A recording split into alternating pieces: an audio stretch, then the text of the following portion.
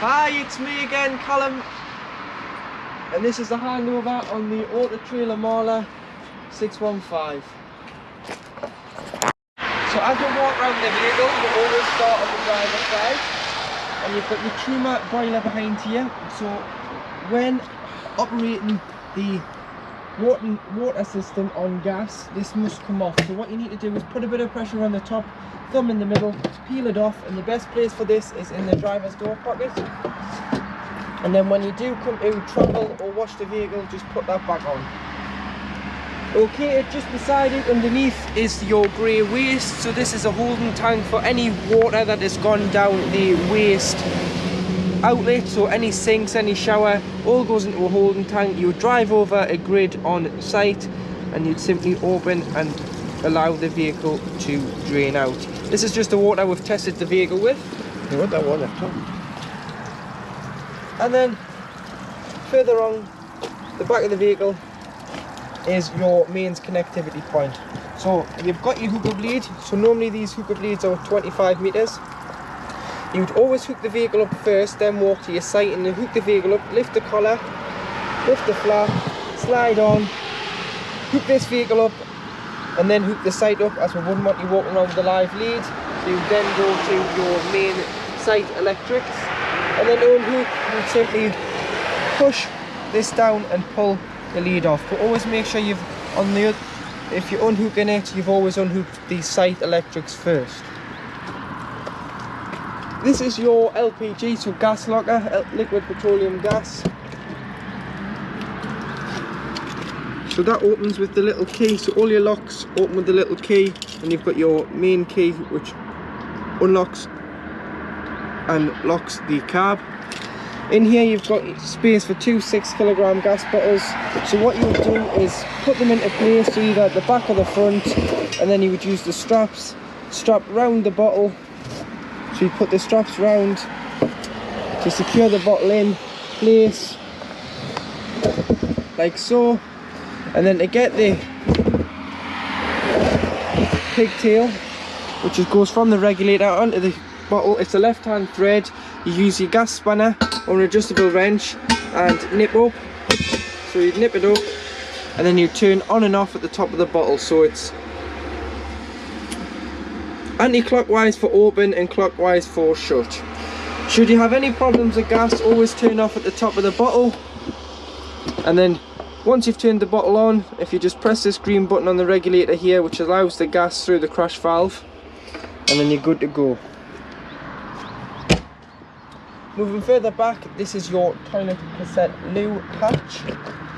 So this is where your cassette lives. This is how you'd empty the toilet. So you'd lift, slide out. You'd only be able to get it out if the cassette blade is in the closed position. If it's in the open position on the bottom bowl of the toilet, it won't come out. Then simply take the cap off, go to your waste deposit site on site, which is normally behind or beside your toilet block. Press the button, empty out. Once you've emptied the content out, there's normally a tap, put some water in and give it a rinse, give it a clean. And then if you're using the liquid form, this is a measuring cap, so a cap falls straight into here, and then it's good to go back into the vehicle and be used. If you're using the tablet form, you put a pint of water in and then drop the tablet down the toilet. Moving underneath the cassette, you've got your travel drain. So this is your fresh water. So you've got two here. So two mean the 50% each. So you've got to open both to drain the tank fully. So if you open one, it's 50%, and if you open the other, it's 100%. Or it's just 50% each you're draining off. So in the winter, like I've said, you'd open your waste and your fresh, drain all the water out the vehicle, your boiler, and then all your taps within the van. Moving around the back of the vehicle, so on the back panel you've got your high level brake light, you've got your bullet style reverse camera, rear view camera, you've got a bike rack which has been fitted. So you'd put your bikes through here, wheels through, and put these through the spokes and tie the wheel to the rail, and then these through the crossbars. So last bike and first bike, and then you can chain them on. And then also the last customer has fitted a tow bar. So you've got tow bar with 7-pin electrics there for towing. And then moving on to the passenger side of the vehicle, you've got your fresh water intake, sorry. So you can use a key and you've got a lockable fuel water cap there. So as you can see now, that's locked because it's just turning. So you get the key, turn, push in, and open. Go and get yourself a hose pipe. Some people say it's got to be food graded hose. It can be any hose as long as it has not been used in the garden. Put one end in here. Go and get yourself some adapters for the other end because it's just a brass tap on most sites. And then you can fill until it either overflows or until you're happy you've got enough water on board, which you can see on the control panel above the habitation door on board the vehicle. Obviously this door locks with a key, up for lock, down for unlock. And then just inside, to control this electric step, there's a switch just here. So you would just push and the step will come out, and then as soon as you put the ignition on, the step will retract. And obviously when the engine's running, you can't get the step out, the engine's got to be cut off for the step to come out. Fridge vents, awning light.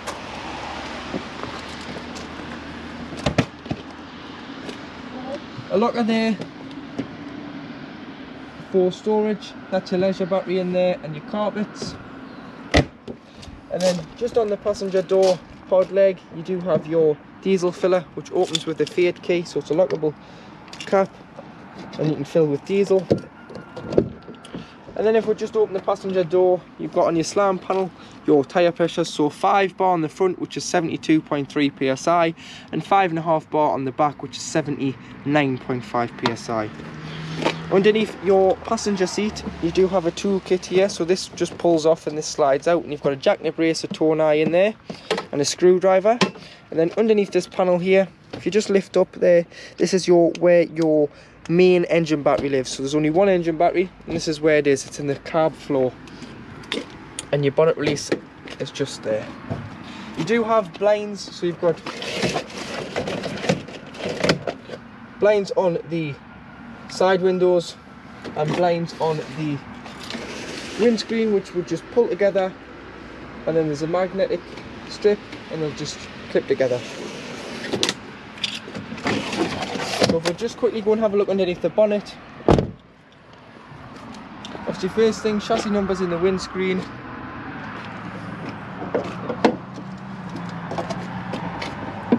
Then under here, so you've got your weight plate. So this was when it was a chassis cab. This is when it's being converted into a motorhome. As you can see, second stage conversion, Auto Trail Limited.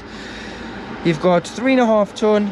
If you with that tow bar, that's your gross vehicle weight. Your train weight is 4,750, and then there are your axle weights. And then you've got your positive jump point just under here, so you put your key in, just lift this flap up here, and then you'd put your positive onto there and your negative onto here. And then you've got your various fluids, so you've got your dipstick for your oil and your oil filler, and then you've got your brake fluids. This cover lifts off by these tabs and gives you access to your coolant and your brake and your power steering fluid, sorry. And then you do have your screen wash in the corner. So once inside the vehicle, above the habitation door is your main control panel. So you've got your on-off button here, and then you've got battery L, which is your leisure battery, which then shows, if you click, your reading here. Or you can look and view the vehicle battery reading, but you always want to make sure the blue dot is on the leisure battery, as if you did click it on the vehicle battery, this is when the motorhome would start running off the engine battery and could flatten the battery, so the vehicle is unable to start. Down the bottom here you do have your pump, so you put this on to use your taps, toilet and shower, otherwise you'll just get whatever's left in the pipe and then the water will stop. This pressurizes it. And then next to it you've got your fresh water reading, which you can see there, it's full. And when this goes from a blue light to a red light, it means that the fresh water is low and requires to be topped up. And next to it is your light, which is your awning light, which is the light just on the outside of the vehicle there. And then to lock the door, you just push this chrome catch in here and then go for the lever to open. And you do have a full fly screen on the frame and a blacker blind on the window there. So now in the kitchen area, so as you can see on the hob, you've got 3 gas rings and 1 electric ring, which only works when you're on mains hookup. So you've got the wire into the vehicle, and then obviously this is your electric hot plate, which illuminates with the orange light. Do make sure that's knocked off before you do hook up, otherwise if you didn't, there is a chance that the heat would shatter the glass. And obviously make sure everything is cool before you put the glass lid down. Below you do have your grill, so there is your grill lit. You might want to take your grill pan out when travelling, or wrap it up with some tea towels, as this can be the main cause of the noise when on the road. And then below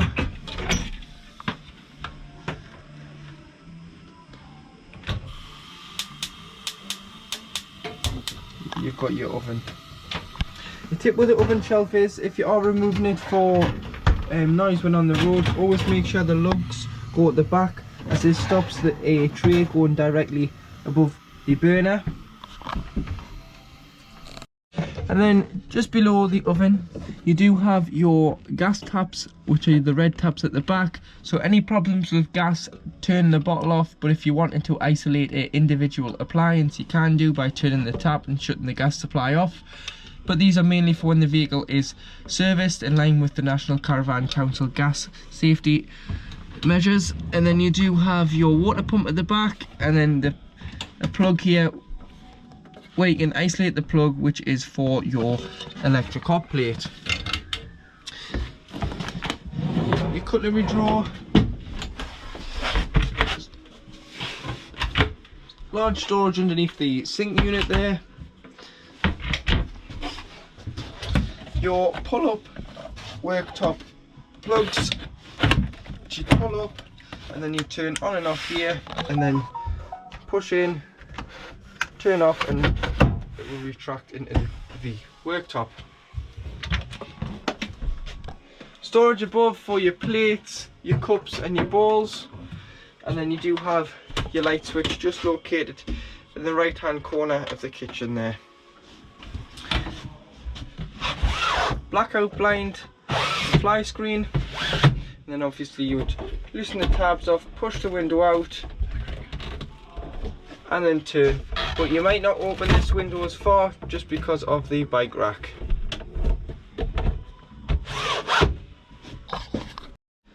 And then to operate your Dometic styled fridge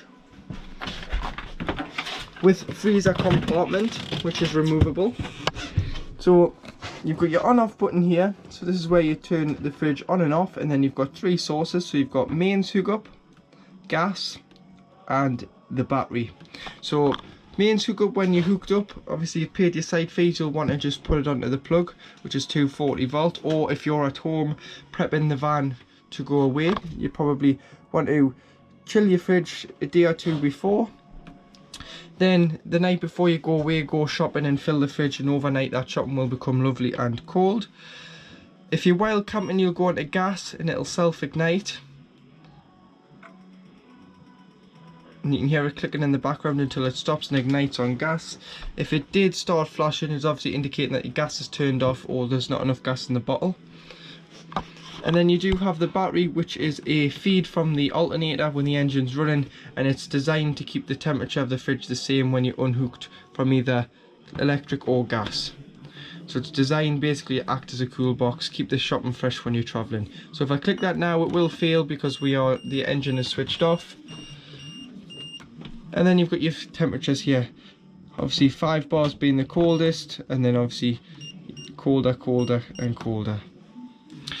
And then once you are finished with the van for the season, so you've either finished with it and you're putting it away for winter, or you're not using it for a couple of months, if you just take any remaining shopping items out of the fridge, give it a clean, and then the last thing you want to do is shut the door, because once you shut the door you form an airtight seal. So if you just, this is your light, on the light is a little lug here, you push it in and slide it, the two tabs come out here, and what it does is it stops the door from locking on itself, and you can get your fingers down the seal, which allows air in and out of the fridge.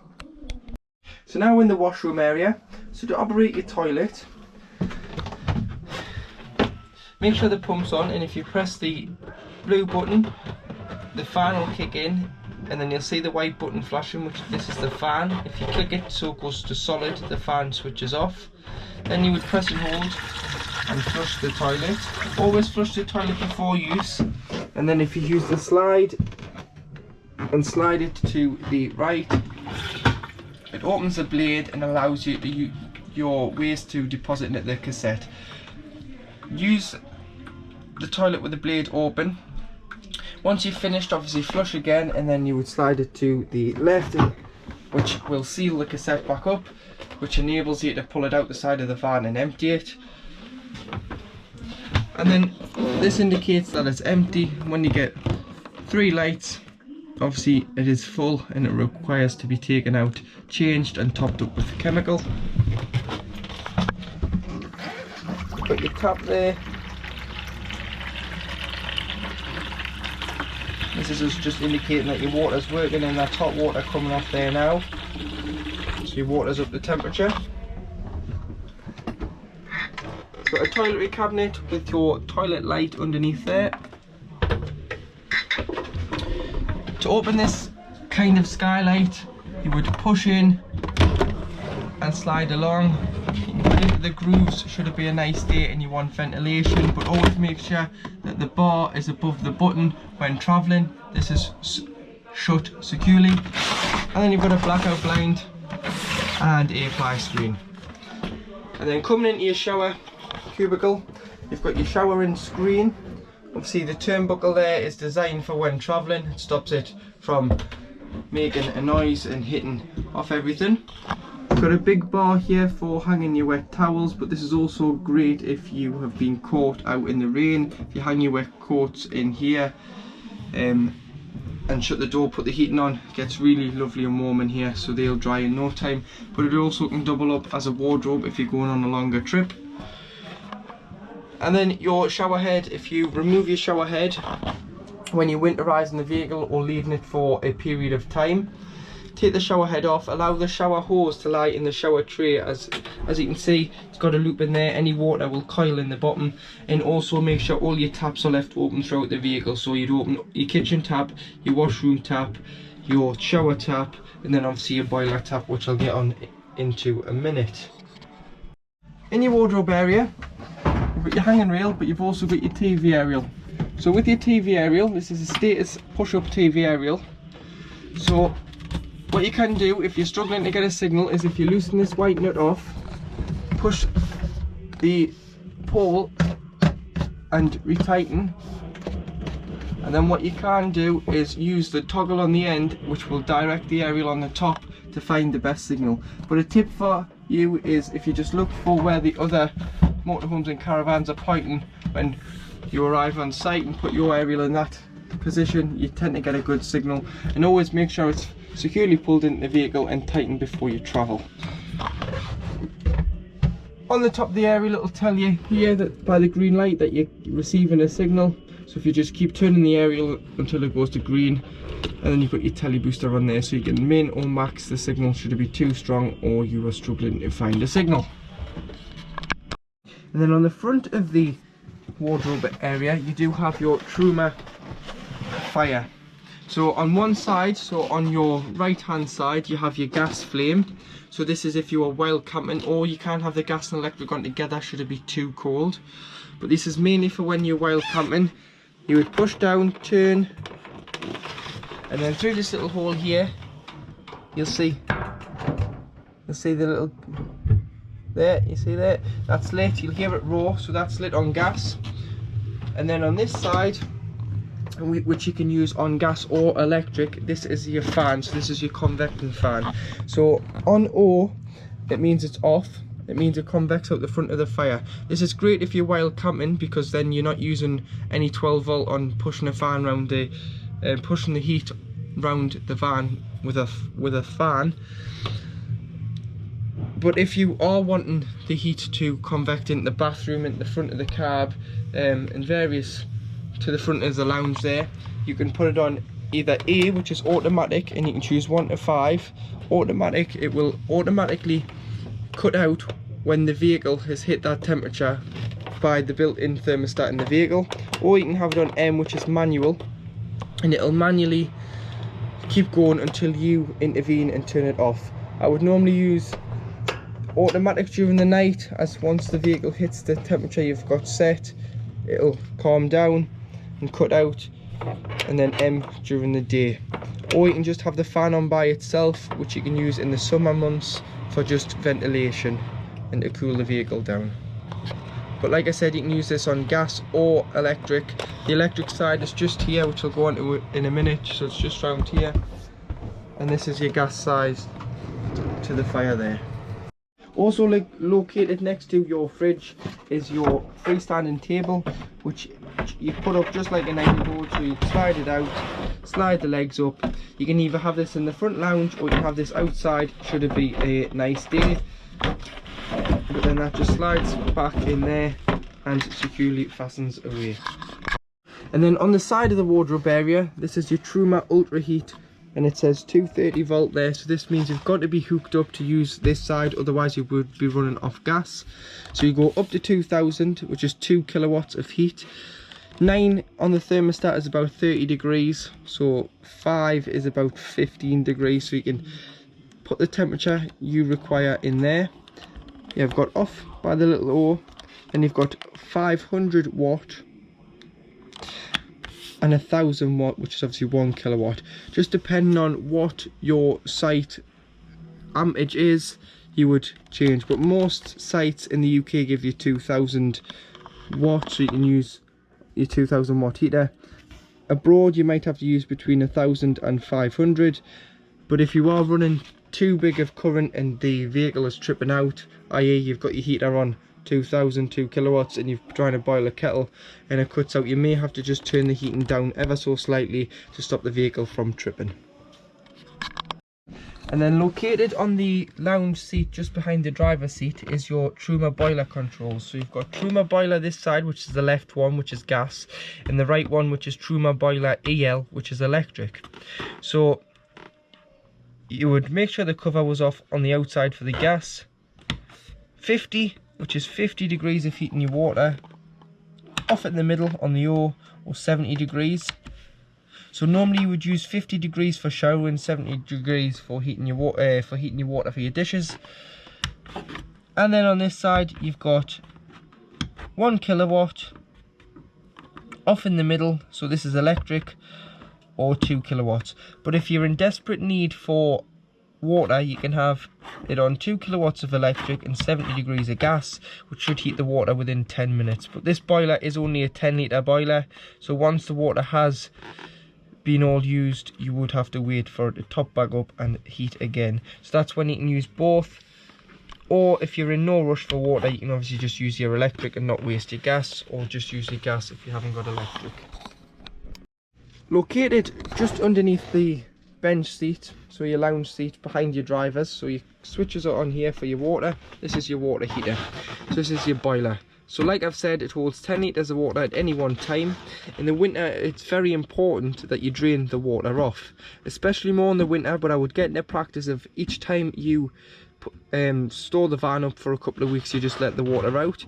And to let the water out, you just lift this tap here, so you lift it up so it stands on end like so.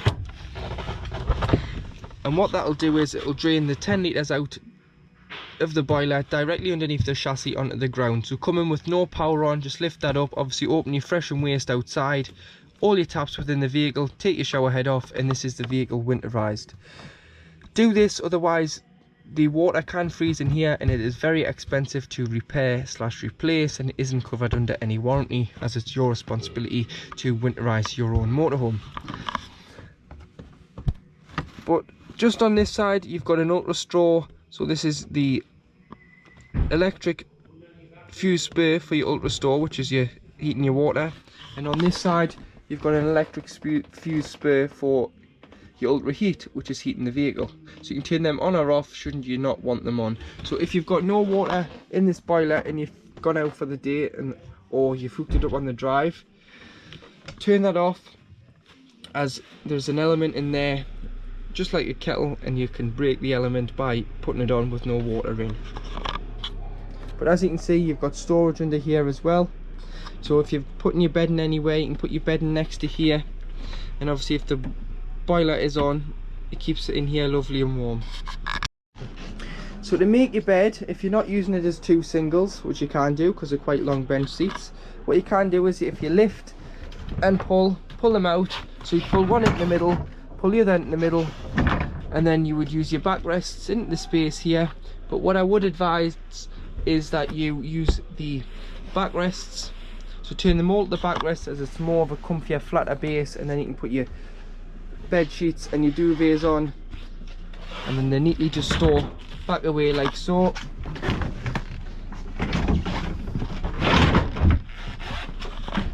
And that would be how you'd make your large double bed. And your location of your leisure battery is located in your passenger side lounge seat, so just behind your passenger seat under here. So this is your main 20 amp breaker fuse, and then your leisure battery under there, which you can access this locker from your outside. So now in the cab, so to the right of the driver you have your handbrake, and then you've got on the door your electric passenger and driver window and your electric passenger and driver wing mirror, which has two adjustments on each, so it has the top and the blind spot. Coming down on the dash you've got your headlight adjustment and your rear fogs, and then you have your wiper stalk with your trip computer on the end here, which will tell you your miles per gallon, your range in the tank, your travelling times, your instant and average consumption, and so on. Lights and indicators, obviously mute, volume, hands-free. This will scroll through your radio tracks as well. And then you've got up the top for cruise, off, and speed limiter. So speed limiter you can see there just in this corner, so when you push up, that's set for 50 miles an hour. If you push up and hold, it goes up in 5s, so it's gone up to 60. And to set your cruise control, what you do is you get to the desired speed, i.e. 60, 70 mile an hour, put the cruise on, and then push up, and then the cruise will set. If you wanted to slow down or speed up, you can either push up or pull down. 6-speed manual gearbox with up into reverse, which when the engine's running,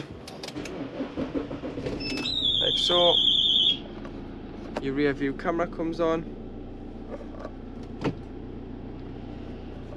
and then it'll also stay on when in any forward gears.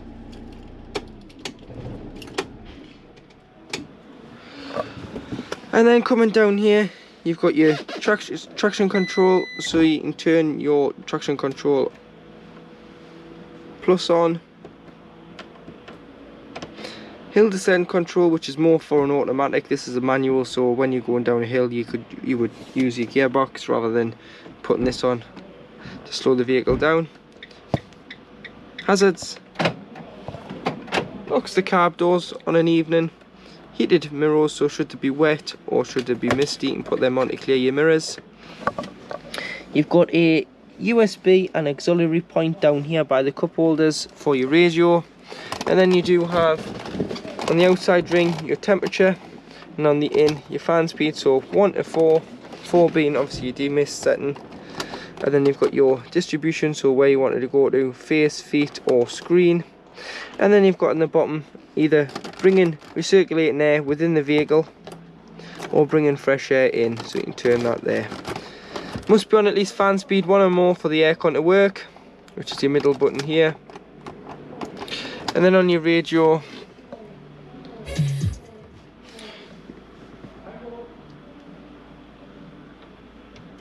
you've got FM, AM, media will be your USB auxiliary, and of course it can be Bluetooth, so you can go to phone, connect phone, you'd add a phone and you'd find Uconnect. Make sure the pin's matched on your device, press pair on your device, and then it'll ask you if you want to sync your contacts. Press yes, and all your contacts will sync into the head unit, so when whoever rings, it's not just a number. If it's saved, it will be a name as well. Clipboard there, so you can put your site map on there or any site reservation fees you've got. Heated and cooled top glove box, and then of course you do have your glove box at the bottom as well. That now brings us to the end of the handover on the Imala 620. Should you have any questions, feel free to contact Tyne Valley Motorhomes on 01207 272 777 or email sales@tynevalleymotorhomes.co.uk.